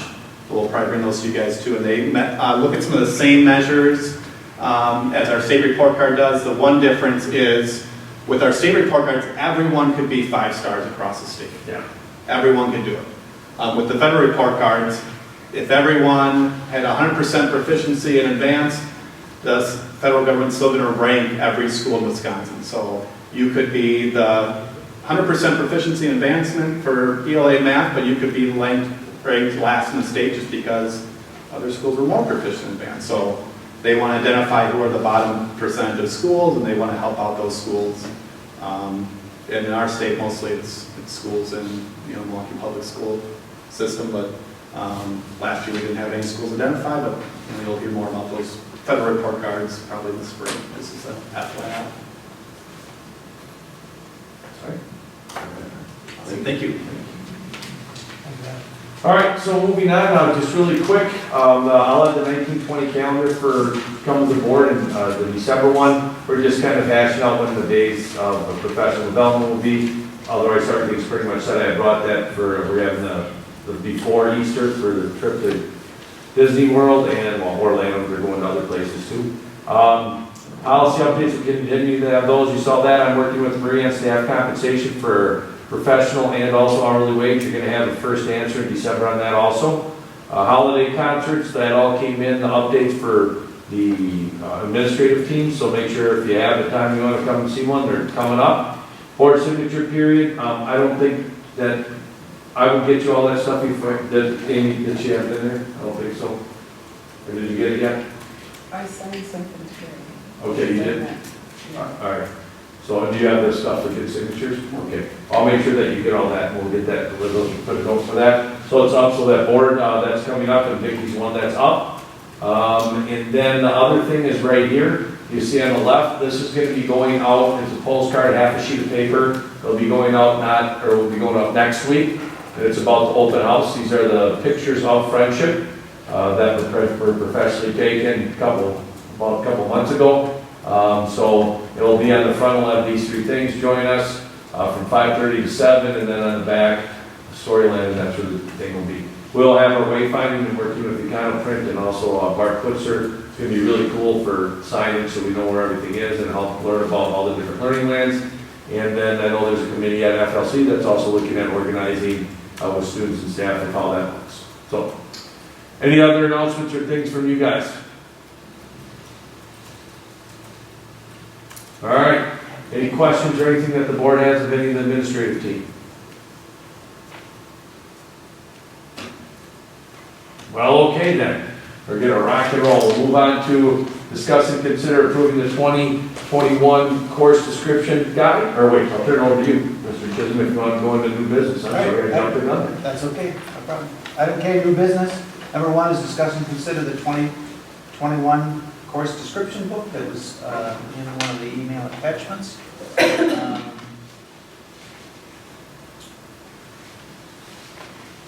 And if you want, I can turn that over to Samantha, and you can talk a little bit about the changes. Sure. So there's not many changes. What we do every year is we ask every department to kind of go through and, let us know if something isn't an accurate description, if something needs to be changed word-wise. Obviously, when we get a new staff member like Julia Larry in band, she's going to, add her flavor on to wording and that. The one new course we have this year is in art. That is on page 11. Thank you. 11, so senior portfolio. So part of it, Mr. Sandstrom was one of our only teachers who had a semester of study hall, and he's tried some different things, because I think, again, it's just hard for kids to get in all the electives that they want to take. And so we've done some things like Art 2D and 3D. We have offered as semester courses, but he has some students come to him and say, hey, we really would like to have this option. So he's added this in as kind of a senior level class, and really to help focus on for kids who are going into graphic design. Excuse me. So that description is in here. We always, wait to make sure that we hear from the CAF office on fees.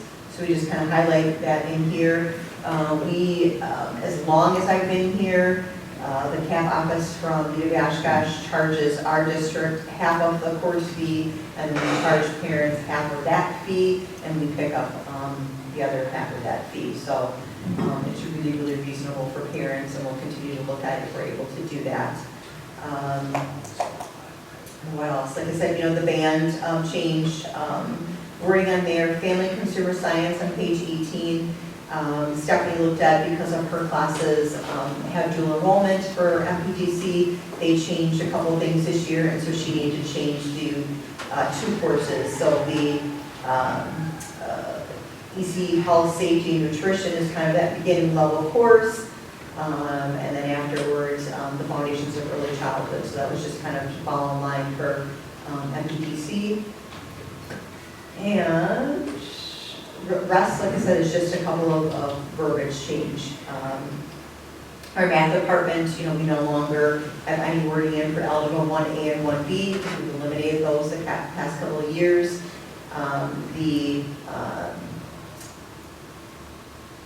Yeah, I think everything else is really just, a couple words here and there. What I want to do is just go back to this table of contents. And this is the choices our kids have. And even on top of this, if there's something not on here that, like when you look at opportunities to help out teachers, you look at Microsoft, the licensing, there's so many things that our teachers are willing to help if a student has an interest. So I'm really proud to say that in the school district, in the high school, 460 kids, which is, we're not small, but to have all these different opportunities, plus to have the chance to get 31 college credits, or as we saw last year, what was the name of our student that signed with JFA here?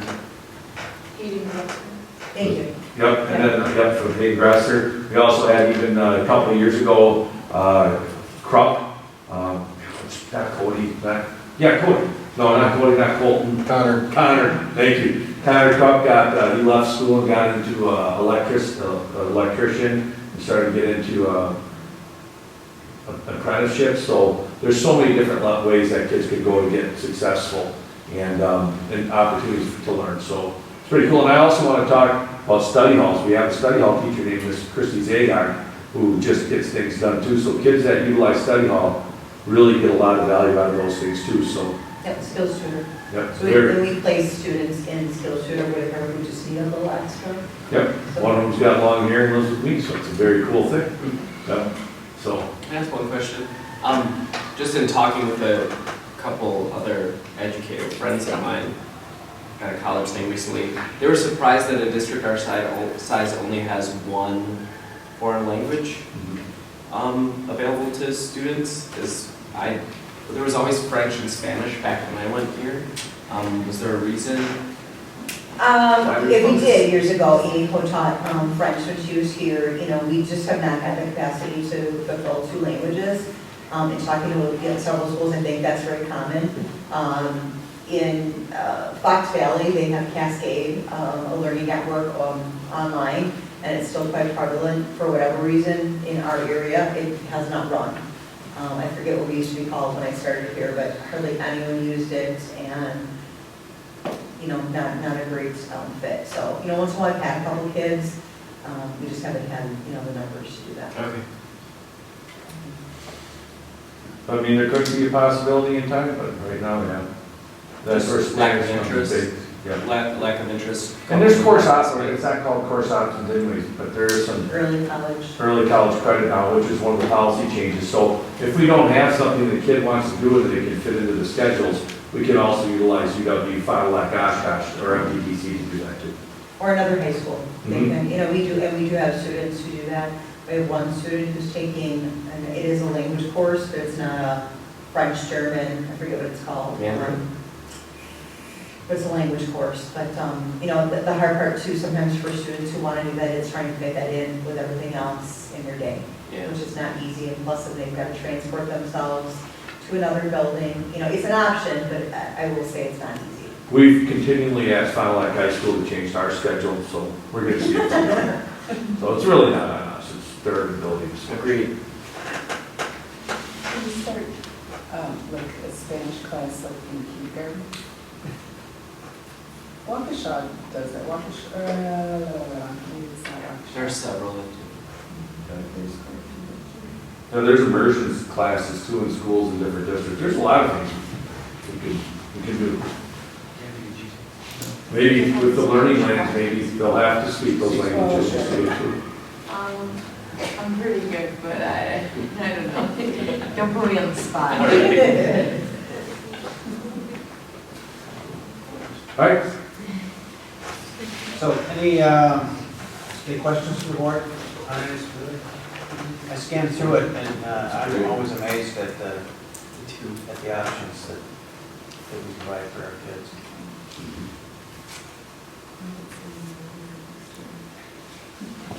So if there's no questions, I'll entertain a motion that we approve the course description book as presented. I'll make a motion. All right, moved and seconded. Any questions? Roll call vote, please. Stefbacher. Yes. Sadowski, yes. Hack. Yes. Pollock. Yes. Chisholm. Yes. All right. Motion carries unanimously.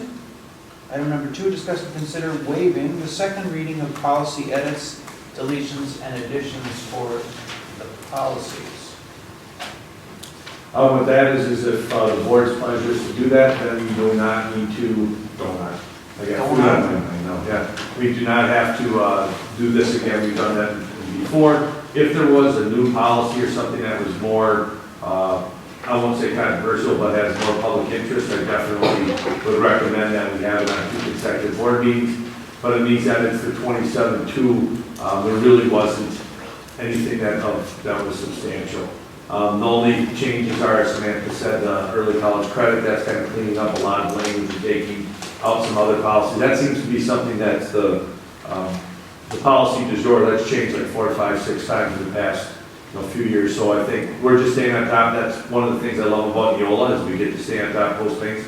The majority of this also is just cleaning up from mistakes that other districts that had done or new laws that kind of make us change.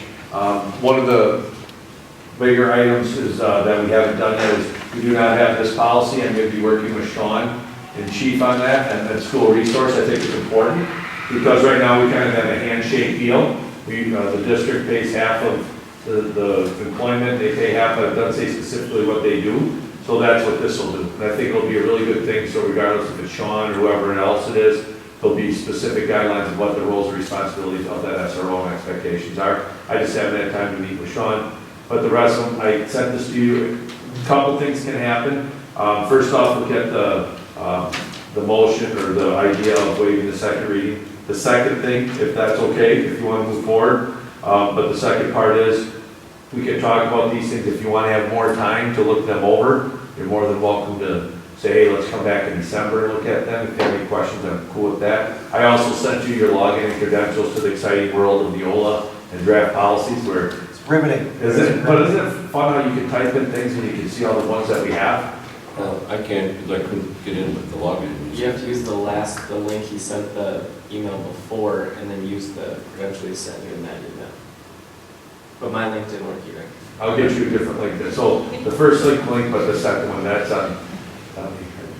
Thank you, Sean, for noticing that. I put that Easter egg in there. I got through. Yeah. You just had to dig a little. Yeah, I got to make it same. I got to could work. probably figure that out. So what my recommendation is, first decide if you want to vote on these changes tonight. If the answer is yes, then take that first consideration away the policy. If it's like, no, we want to look at these a little longer, that's great, because then what we can do is we can eliminate both of these on there and we can come back and do them in December. So what's the board's pleasure? Do you want to waive the second reading and vote on these, or do you have specific questions? I would like more time to review personally. Sure. Okay. Yeah, I guess it'd be good for me to get into the program and read them a little further, so. Yeah. Just looking at the summary list, I don't see much that's controversial or that might change, but I don't think there's a rush to do this. So I did drill into it and read through some of the text, and like Aaron says, some of it's just a word or two and clarifications, but I think it was interesting to go down through there. I was glad to see that we have added the vaping to the tobacco use, so. We did that last year. Seems to be. So what you'll notice is that a lot of these are based on new rules and laws that, the things that the state issues. They're in policy, a lot of these things, our practice comes way before policy.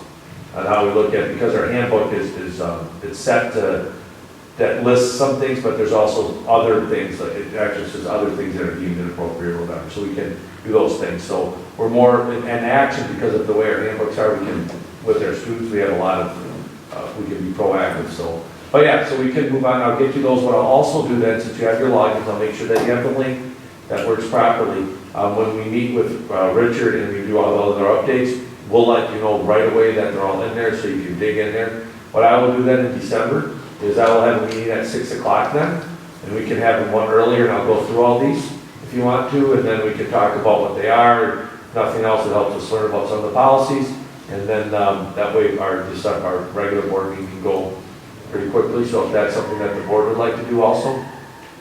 The other one as you go through here is that we are now going to require drug testing and the physical for our hourly wage employees too. We had not done that in the past, so that's part of it. But yeah, definitely. All right, so that's the flavor of the board then, is to We'll do either one. pass those until How do we, the first one, do we have to just officially table it, or just not, for the minutes, I guess, I'm wondering. All right, so we have two items on the agenda. Discuss and consider the waiving the second reading and discuss and consider the policy effort. So I'll take both of those together. I'll entertain a motion that we table that activity until the December board meeting. Oh, okay. Again, not to get too picky, but we have to then consider this the first reading so that we can do it. No, what I'll do is I'll just waive the second reading in December again. Oh, okay. I can just push it down. If you want, otherwise you can, yeah, I would just push that back, and then at that time, as you look into these more depth, maybe you'll see some things that, as we go through a policy, that we can do better, and we want to have those different readings, way cool. So what I would recommend then, since we give some more time, what we'll do then is, I'll have that. So when in December then, as you go through it, no, we want some more time to look at these again, then we just won't waive that, and then we'll pass them in January. I personally just want to say, I went through them today. I don't personally see a reason to go through it all on a personal level, but if the rest of the board does feel like we need to go through all of it, then I'm fine. So then another option is not at a special meeting, just entertain any questions or things that you have about specific policies during the board meeting. Do that? I would much prefer that, but I mean, most of these are just small word changes. And the big one, any slightly larger ones are based on state recommendations, so I'm not understanding why we would have to read through everything. I agree with you. I don't think we have to do everyone, but we should just mark those that we want to ask some more questions about. You can just help us understand those if we need. You bet. All right. And any of those, if you want, just give me give me a heads up, and then I can make sure that I have even more specific things to do those. But what I will do is I'll do a better practice of getting this information out to you earlier on these policy changes, and now that you have those logins, or remind you of those, and we're good to go. Cool. So what am I supposed to put in the minutes? Well, taking a motion to table it, and then there'll need to be a second, and then they'll vote on that, and then we'll move on to number 4. Motion to table 2 and 3. Yep, items 2 and 3. Is there a motion? I will make that motion. All right, motion and seconded to table items 2 and 3 from the business. And roll call vote when you're ready. Pollock. Yes. Stepbacher. Yes. Chisholm. Yes. Kowalski, yes. Hawk. Yes. All right, so those 2 items are tabled. Read on my progress was word on how to take something off the table and put it back in the agenda for next month. Item number 4, discuss and consider cooperatives for boys and girls soccer, as we heard about earlier, for the 2020-21 and the 21-22 seasons. The reason I did this is because the boys are in the fall, girls are in the spring. So it's 2021, 21, 22. The only difference is dropping Laconia from them. Okay. So that could, the main thing, as Matt had said, the way that Laconia school board looks at charging them also, like for instance, if we have a co-op, all of our co-ops are currently the heads of. So then we charge, like for instance, let's say soccer costs us $15,000. And let's say 20, just so it's easier for me. Let's say we have 40 players. Okay, so that means that each player is $500. Let's say we have 6 players from Laconia, we charge Laconia $3,000. That's how we would do it. The way Laconia does it is they charge their players $500 each to play. So they don't cover that cost.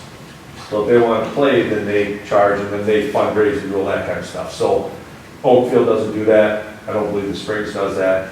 If we were to co-op with somebody else, I wouldn't even bring that to you guys because that's a school-related activity. And if we approve the co-op, it means we approve the payment of them to do it. Springs just has, or Laconia just has a different way to do it, which I think has an impact on the number of players that they have and just a different philosophy. So that's really at the core of what it is. Plus both, I don't have the resignation of Doug. I'll have that in December. And then we're going to also, I don't know, is it still on the DL?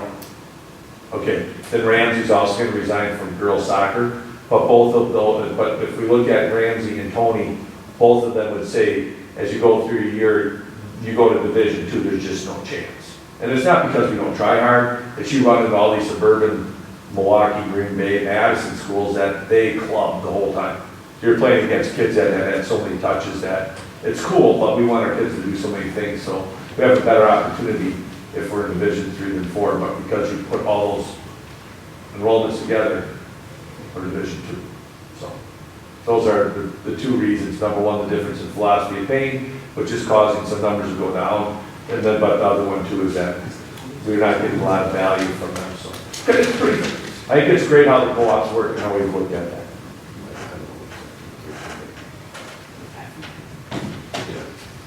All right. So I'll entertain a motion to approve the cooperatives for the 2021 and 21-22 season. So moved. All right, moved and seconded to approve the co-ops. Any further questions or discussion necessary? Seeing none, roll call vote, please. Bodowski, yes. Stepbacher. Yes. Solid. Yes. Chisholm. Yes. Cock. Yes. All right, that's approved. And then lastly on the agenda is discuss and consider educator resignation. Yep, and this is Carly Sawicki, who will be leaving, and she's got a new position up in our home up in Oshkosh, and so, and they're not approving her, or they have a different way of doing things, so we're gonna have a special meeting, and I told you, I thought you were gonna come, but you never replied you're gonna come, and then something happened, so what it did work out fine, because she's not technically under a contract with them, we're not paying, it's all working out, but it'll work out this way, so we didn't have a special. But I didn't know that Paul, and I'm sure you're listening to your phone, like, I'm kind of not even in the area yet. Yeah. We're charging the contract rate. Yep. How much is it? $500. What district? Oshkosh. Oshkosh. Yep. West. Middle school. All right, so entertain board action to accept the resignation of Carly Switzy. So moved. I'll second that. Roll call vote. Cock. Yes. Chisholm. Yes. Bodowski, yes. Stepbacher. Yes. Solid. Yes. All right. That is the end of the published agenda, but I'm hearing a comment. So first off, I will change this to North Fond du Lac because I don't want to recruit teachers from Fond du Lac. But I had Yeah, I don't, typo, you guys all looked at it and you said it was fine, so just, that's one of the most amazing things, you send things out and I'm like, oh, you know, so just so you know, we're running through, but that's why it's here. The one thing that I've looked at is, you know, we've asked to advertise, and you can have it, it's changed so much, you can have a bachelor's or you can have associate degree. On the back, this is that training session. We're getting better with, we're developing a substitute handbook. Not all the subs are great. Some of them are better in different situations, but we have to aggressively recruit. Maria's also looking at like a teachers on call or something else that maybe might help out too. We're also going to look at as an administrative team. You guys don't know this yet, but we're also going to be looking at what we can do to really leverage when we have no school or how we can do that, because it seems, and we have grants and stuff, so we have to have meetings and stuff, but we know that gets difficult. So we'll figure all that out. But this is a thing that'll go out, and would the board be okay if we reimburse the $100 after 10 successful days of subbing? I think that would get them going, I think that'd be good. And then Carrie Jo was excused for tonight, but she's working with her staff. With Carly resigning, we have money that we have set up, or that's there still, that for professional development. And Carrie Jo will be bringing it, letting you guys know we're looking at sending our teachers, kindergarten, first and second grade, we invested in phonics. Part of the Lucy Caucus to send them to New York to do development of phonics training. So that's going on out there. Not all required to go, but what it would do is if every first grade, kindergarten, second grade teacher would go, it'd be about $25,000. But that'd be 3 days, planes, lodging, everything in New York at Columbia, I believe, teachers' colleges, right? Columbia, where they'd be working on phonics. So that's something that we know we need to get better. We brought in plenty of new initiatives. Now we really have to start to utilize and support. So that would be something we've never really done, is send teachers to a different place. But now when we look at work that we're doing with Lucy Calkins, no longer will they come here and help support us, because we went through that. So now it's teachers going there. But I've heard nothing but amazing things about the Teachers College and Fond du Lac and Waupun, all around the world that send teachers there. So that there's money for that, and that would be utilized to do, I think, many different things. Most importantly, helping teachers know how to use the curriculum better. And then the final thing, happy Thanksgiving. Enjoy, thanks for all that you guys do. And we'll be putting out information about the election coming up. I'll make sure you get that stuff. So over the holidays, you can get most of it filled just by your family. So if you want, I'll talk to you tomorrow when we have that stuff ready for you. So on behalf of myself and my family, thank you guys for all that you do for the school district North Fond du Lac. Thank you guys for all that you guys do. Having a crowd tonight was very nice. And Dave, good luck on your son's marriage and stuff this weekend. But I'm very blessed to be part of the school district, and I thank all of you for helping me be who I am, because without all of you, I wouldn't be me. So, thank you very much. All right, that's the end of the published agenda with addendums, so I'll entertain a motion to adjourn. So moved. Second. Moved and seconded, roll call vote for adjournment, please.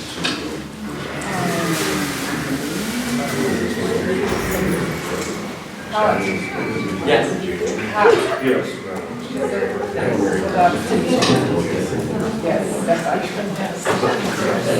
Yeah, just to make.